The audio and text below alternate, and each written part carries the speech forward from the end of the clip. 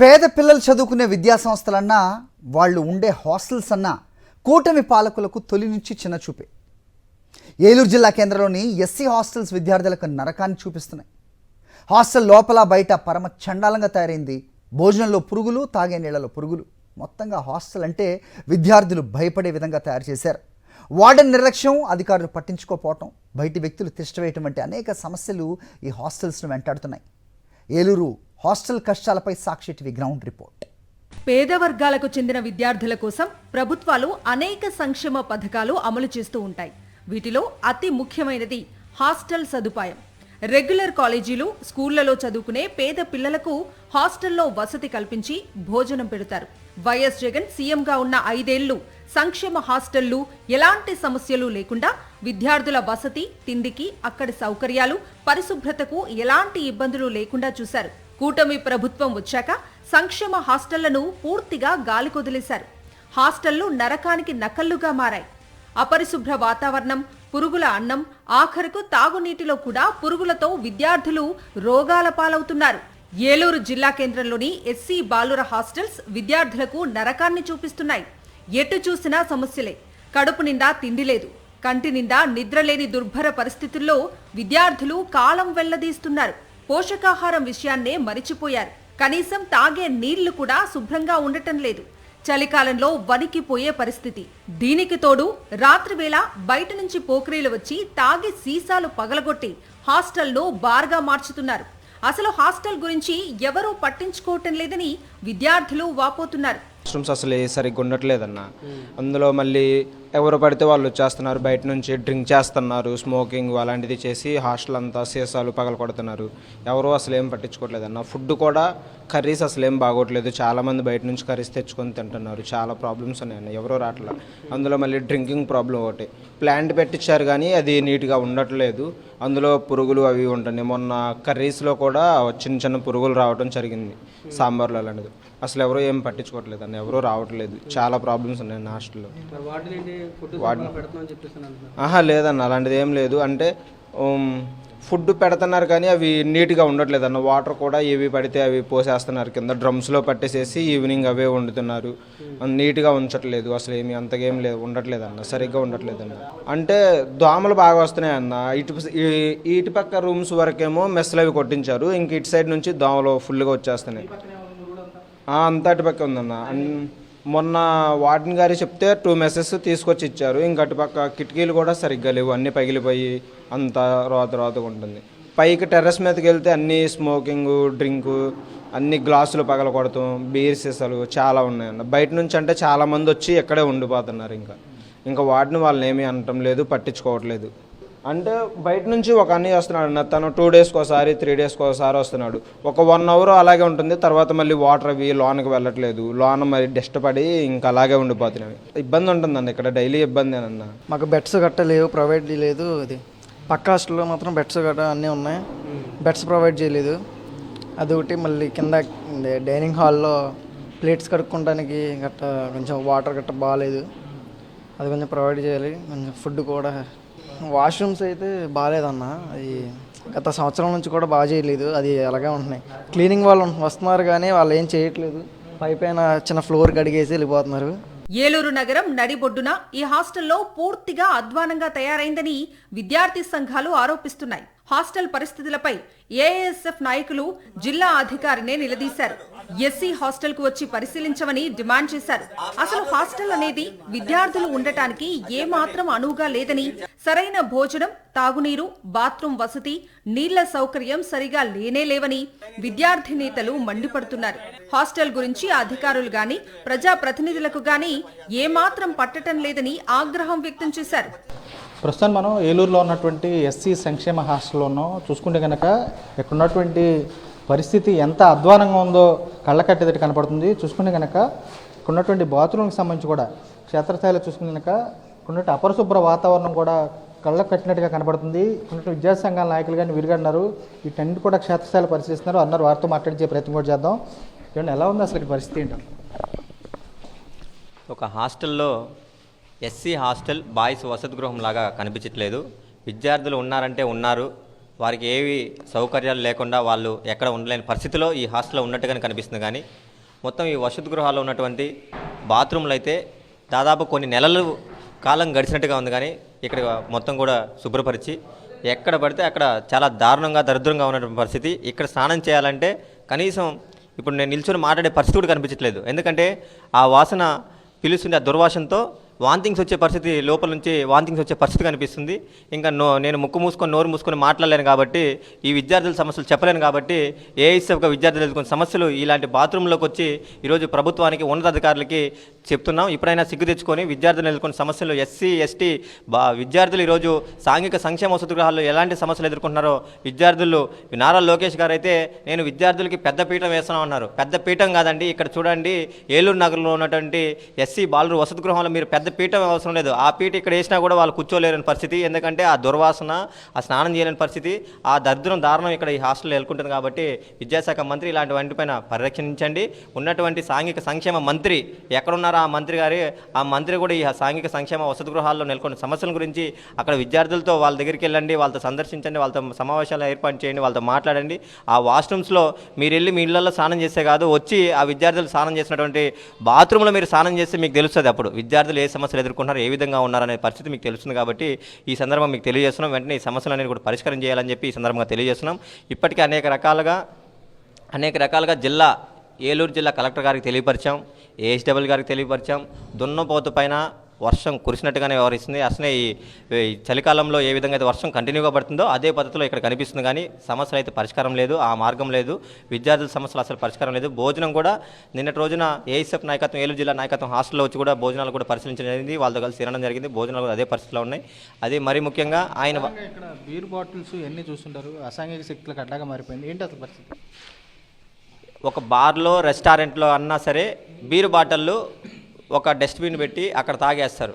కానీ ఇక్కడ ఎక్కడ పడితే అక్కడ తాగి ఇది ఒక హాస్టల్గా కనిపించట్లేదు, విద్యార్థులు ఉండే హాస్టల్గా కనిపించట్లేదు. ఎక్కడ పడితే అక్కడ తాగి బాటలు పడేయడం, బాటలు పగలగొట్టడం ఆ పద్ధతిలో ఉంది. ఇది బాలురు వసతి గృహమా లేకపోతే బార్ అండ్ రెస్టారెంట్ అని కూడా ఈ సందర్భంగా ఏఎస్ఎఫ్గా మేము అడుగుతున్నాం. ఇక్కడ ప్రధానంగా ఇప్పుడు చూస్తుంటే ఇన్ని రోజులు క్లీనింగ్ లేనటువంటి పరిస్థితి. ఏఎస్ఎఫ్ నాయకత్వం హాస్టల్కి వచ్చింది, సందర్శించింది, సమస్యలు లేవలెత్తున్నాం.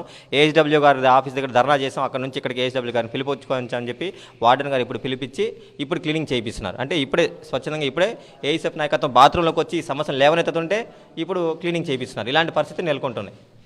ఏం చూస్తారు? నిన్నటి నుంచి మీరు ఆల్రెడీ హాస్టల్ సమస్య మీద లేవనెత్తారు, ఎవరైనా స్పందించారా? అప్పుడు నిన్న విద్యార్థులతో సందర్శించడం జరిగింది. విద్యార్థులు కూడా ఏంటంటే అన్నయ్య మాకు ప్రధానంగా ఈ వాష్రూమ్స్ కానీ మరి వాటిని కూడా తంబేపించుకొని ఉదయం మరి సాయంత్రం కూడా రానిటువంటి పరిస్థితి కూడా ఇక్కడ ఉంది. మరి ఎవరు కూడా మేము ఎదుర్కొంటున్నటువంటి సమస్యలు ఎవరికి చెప్పాలో మాకు తెలియట్లేని పరిస్థితిగా మేము ఎదుర్కొంటా ఉన్నాం అని చెప్పగా ఏఐఎస్ఎఫ్ నాయకత్వంగా నిన్న డ్రైనేజీలో కూడా దిగి అక్కడ ఏదైతే బీర్ సీసాలు ఉన్నాయో బీర్ సీసాలు కూడా మా చేతులతోనే ఎత్తి మా విద్యార్థులు కాబట్టి ఆ సమస్యలు మా బాధ్యత కాబట్టి మేము అక్కడ చేసినప్పటికీ మరి అధికారి దృష్టి కూడా ఈరోజు ఏఎస్డబ్ల్యూ గారి వద్దకు వెళ్ళి ఆందోళన రూపంలో సార్ మా ఇక్కడ హాస్టల్లో మా విద్యార్థి మా తమ్ముళ్ళు అందరూ కూడా సమస్యలతో ఎదుర్కొంటూ ఉన్నారు, కనీసం వాళ్ళకి మౌలిక సదుపాయాలు కల్పించాలని చెప్పి ఆ సార్ని అలాగే రిప్రజెంటేషన్ ఆధ్వర్యంలో కూడా ఇవ్వడం జరిగింది.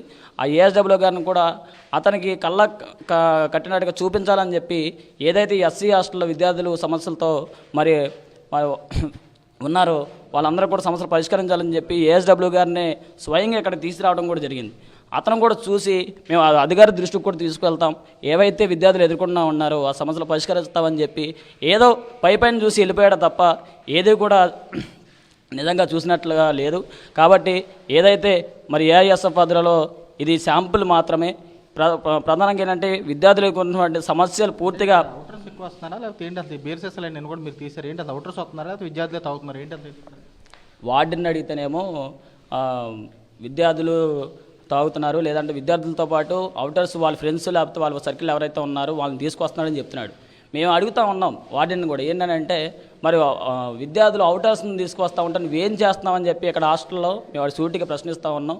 ఏదంటే దొంగచాటికి చెప్తా ఉన్నాడు, ఏంటి వాళ్ళు వస్తున్నారు మేము చూడట్లేదు, మేము ఎక్కడ కాపలా గాయాలి విద్యార్థులకి, మరి 24 గంటలు మేము ఎక్కడ ఉండాలని చెప్పి ఆ విధంగా వ్యవహరిస్తూ ఉన్నాడు. మరి వాటిని కూడా మేము అడుగుతా ఉన్నాం, నీ ఉద్యోగం సక్రమంగా నువ్వు నెరవేరిస్తే విద్యార్థులు ఎలాంటి సమస్యలు ఎదుర్కొనేది మరి ఎక్కడ కనిపించదు కాబట్టి ఒకసారి ఆ వాటిని కూడా ఈ తాత్కాలికంగా ఏవైతే సమస్యలు ఉన్నాయో పరిష్కరించాలని చెప్పి దృష్టి పెట్టాలని చెప్పి ఏఐ సవదం తెలియజేస్తా ఉంది. ప్రధానంగా వీరంతా కూడా ఒకటే డిమాండ్ చేసే పరిస్థితి కనబడుతుంది. చూస్తే కనుక అపరిశుభ్రంగా ఉన్నటువంటి చూస్తే కనుక మన విజువల్లో చూసుకుంటే ప్రధానంగా చూస్తే కనుక ఇక్కడ ఉన్నటువంటి బాత్రూంలో కూడా క్షేత్రస్థాయిలో చూస్తే కనుక ఎంత అధ్వానంగా ఉన్నది కూడా ఇక్కడ అర్థం పడుతుందని చెప్పొచ్చు. పూర్తి స్థాయిలో ఇక్కడ ఉన్నటువంటి డ్రైనేజీ కన్నా దారుణంగా ఇక్కడున్న పరిస్థితి కూడా ఉంది. క్షేత్రస్థాయిలో కూడా ఇప్పటికైనా అధికార యంత్రాంగం కళ్ళు తెరిచి సంక్షేమ హాస్టల్ కూడా బాగు చేయాలని చెప్పి వీరు కూడా డిమాండ్ చేస్తున్నటువంటి పరిస్థితి కూడా కనబడుతుంది. ఇప్పటికైనా పూర్తి స్థాయిలో తాము పడుతున్నటువంటి ఇబ్బందులు కూడా విద్యార్థులకు సంబంధించి పడుతున్నటువంటి ఇబ్బందులన్నీ కూడా పరిష్కరించాలని చెప్పి వీరు కూడా కోరుతున్న పరిస్థితి కూడా కనబడుతుంది. ఎస్సీ సంక్షేమ హాస్టల్ లోపలికి బయటి వ్యక్తులు యథేచ్ఛగా వచ్చి మద్యం సేవిస్తూ ధూమపానం చేస్తూ రెచ్చిపోతున్నా హాస్టల్ వార్డెన్ పట్టించుకోవటం లేదు. దీనిపై కనీసం పోలీసులకు ఫిర్యాదు చేయడానికి కూడా వార్డెన్ ప్రయత్నించలేదు. హాస్టల్లో ఉండే విద్యార్థులే తమ స్నేహితులను తీసుకువస్తారని చెబుతున్నారు. పైగా హాస్టల్లో సరైన సిబ్బంది లేనందున పరిశుభ్రంగా ఉంచలేకపోతున్నామని వార్డెన్ చెప్పటం ప్రభుత్వ హాస్టళ్ల పట్ల ఎంత నిర్లక్ష్యంగా వ్యవహరిస్తుందో అర్థమవుతోంది. సంక్షేమ వసతి హాస్టల్ విద్యార్థుల పాలిట నరకకూపాలుగా మారుతున్నాయి. ప్రస్తుతం మనం ఏలూరు నడిబొడ్డున ఉన్నటువంటి ఎస్సీ సంక్షేమ వసతి గృహం వద్దను చూసుకుంటే కనుక డ్రైనేజీకి సంబంధించినటువంటి ఈ ఏరియాకి సంబంధించి కూడా యథేచ్ఛగా చూస్తే కనుక ఇక్కడ ఉన్నటువంటి మురికి కోపాన్ని కూడా తలపిస్తుంది. దీనికి సంబంధించి అధికార యంత్రాంగం కానీ వీరు కానీ ఇక్కడ విద్యార్థి సంఘాల నాయకులు కూడా వచ్చి పలకరిస్తున్నారు. సార్ వార్డుని కూడా ఉన్నారు. సార్ చెప్పండి, ఎలా ఉంది ఇక్కడ పరిస్థితి, ఏంటి అసలు పరిస్థితి? నుంచి ఇబ్బందులు పడుతున్నారు ఏంటి? ఈ డ్రైనేజ్ చెప్పిన ఓపెన్గా ఉంది. డ్రైనేజ్ కట్టాలి ఇక్కడ. అదే మీరు డ్రైనేజ్ కడితే ప్రాబ్లం తీరుతుంది. సరిగ్గా అదొకటి హాస్టల్కి సంబంధించి ఒక స్టాఫ్ కూడా లేరు. హాస్టల్కి కుక్ కానీ వాచ్మెన్ కానీ నైట్ కమాటి కానీ ముగ్గురు ఉండాలి, ఎవరూ లేరు. దానివల్ల కొంచెం ఇబ్బంది. ఆ స్టాఫ్ని ఉండేది. అదేవిధంగా కొంచెం డ్రైనేజ్ కలిగి శుభ్రం చేస్తే బాగుంటుంది. అదేవిధంగా స్కావెంజర్ని కూడా ఒక అరేంజ్ చేస్తే బాగుంటుంది. నేను సొంత డబ్బులతో స్కావెంజర్ని పెట్టి చేస్తున్నాను. అయినా కొంచెం ఇబ్బంది. అధికారులు కానీ ఎవరో అసలు ఏం సహకరించట్లేదు మీకు అని చెప్పిందంటే బాధపడ్డారు. ఏంటి అసలు సిచ్యువేషన్? లేదు సార్, అది మామూలుగా ఎప్పటి నుంచి ఉన్న సమస్య అది. అధికారుల దృష్టిలో కూడా పెట్టాం అది. అది సార్ కూడా స్టాఫ్ గురించి అడుగుతున్నారు. మరి ఇస్తే అసలు లేరు. ఇస్తానంటే మీకు ఇస్తామని చెప్పారు. అది చాలా ఇబ్బందికరమైన వాష్రూమ్లో అంటే రోజు కడిగిస్తున్నాము కదండి. కొంచెం మంది ఇబ్బంది పిల్లలు ఏంటంటే దాన్ని ఎక్కువగా ఇసరాకు చేస్తున్నారు ఎక్కువ పిల్లలు. దాని వాళ్ళకి నీట్నెస్ కొంచెం అలవాటు చేసి చెప్తున్నా, నీట్ శుభ్రంగా ఉండాలి, మేము మాత్రం ఎంత అడిగిస్తామని చెప్తున్నా. వాళ్ళు శుభ్రంగా కాకుండా నీట్గా ఉంటే అది సమస్య ఉండదు. అదే దానివల్ల ప్రశాంతంగా ఒక బీర్ తెచ్చి సిట్టింగ్ వేసుకోవచ్చు అంటారు ఇక్కడ. అలాంటిది ఏం లేదు ఇక్కడ. మాకైతే మేము ఉన్నప్పుడు ఎవరో ఇక్కడ అలా చేయరు. వాచ్మెన్ అయ్యి లేకపోవడం వల్ల కొంచెం తర్వాత ఏమన్నా ఇబ్బంది పరిస్థితుంది. దాని మీద దృష్టి మరి ఇక్కడే ఉన్నాయి. ఏంటి పరిస్థితి? ఎవరు వేసారని కూడా తెలీదు. అది ఇక్కడ మీరు మీ పరిసరాలు ఉన్నాయంటే మీ కాదట కాదు. ఇప్పుడు అక్కడ పక్కన ఒకటి ఉంది, ఇక్కడ ఒకటి ఉంది. ఎక్కడ వేస్తున్నారో నాకు తెలియదు. Okay sir. ఫుడ్ కానీ ఎలా ఉంది సార్ ఇక్కడ పరిస్థితి? ఫుడ్ అయితే మేము మామూలుగా బాగా పెడతామా. మాకు పిల్లలు కూడా నాకు ఇబ్బంది లేదు పెట్టలేక. ఎంతమంది ఉన్నారు టోటల్గా రోజు అయితే 113 ఉంటుంది. 80 మంది 90 మంది అలాగే ఉంటుంది. ఇక్కడ రైల్వే స్టేషన్ ఎదురుగుండా ఉండటంతో అవుటర్స్కి అడ్డాగా మారిపోయిందని చెప్పి కొన్ని విమర్శలు చేస్తారు. ఏంటి అసలు వాస్తవేనా? అదండి, ఊరు చివరి ఉండడం వల్ల కొంచెం అది ఇలా ఇబ్బంది అవుతుంది. అవుట్ అది వెళ్ళిపోతుంది. ఫ్రెండ్స్ అని తీసుకొస్తే చేస్తూ ఉంటారు. అది ఇబ్బంది అవుతుంది నాకు. వాళ్ళు వచ్చిపోతారు ఫ్రెండ్స్ అనిపిస్తుంది. వాళ్ళే ఎప్పుడైనా తీసుకొని వెళ్ళిపోతే ఇప్పుడు అంటారు ఒకసారి. ఏం చేస్తారు వీళ్ళు అని మనం చెప్పలేము. నేను ఎప్పుడు వీళ్ళు చూడలేదు. అది ఓకే ఓకే అలాగే. ఈ మొత్తాన్ని ఇక్కడ విద్యార్థులు తాగినట్టయితే విద్యార్థులు నేను చెప్పలేను. మేము ఎవరు సహకరించదు.